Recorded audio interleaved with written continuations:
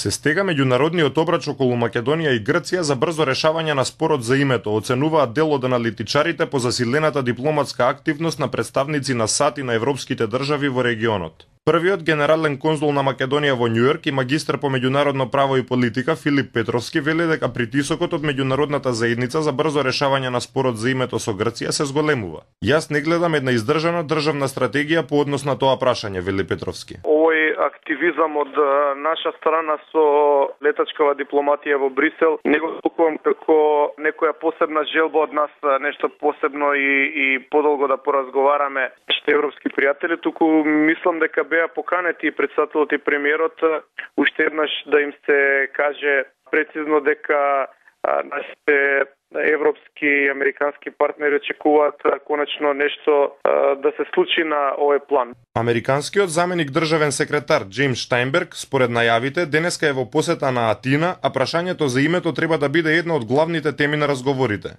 Високиот представник на Стејт департментот ќе дојде во Македонија веднаш по посетата на Атина.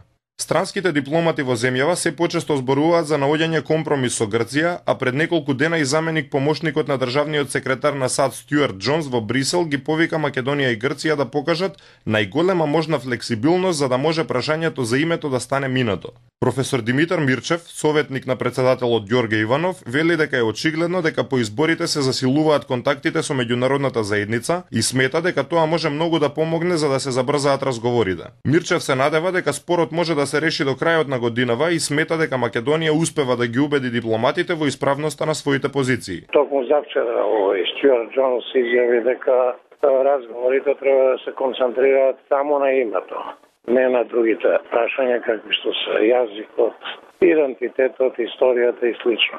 Така што мислам дека веќе меѓународната заедница сваќа каде е суштината на проблемот. Странските представници, но и домашните власти проценуваат дека преговорите за решавање на спорот ќе се интензивираат по завршувањето на јунските избори за европратеници во Грција. За Радио Слободна Европа од Скопје, Срđan Стојанчов.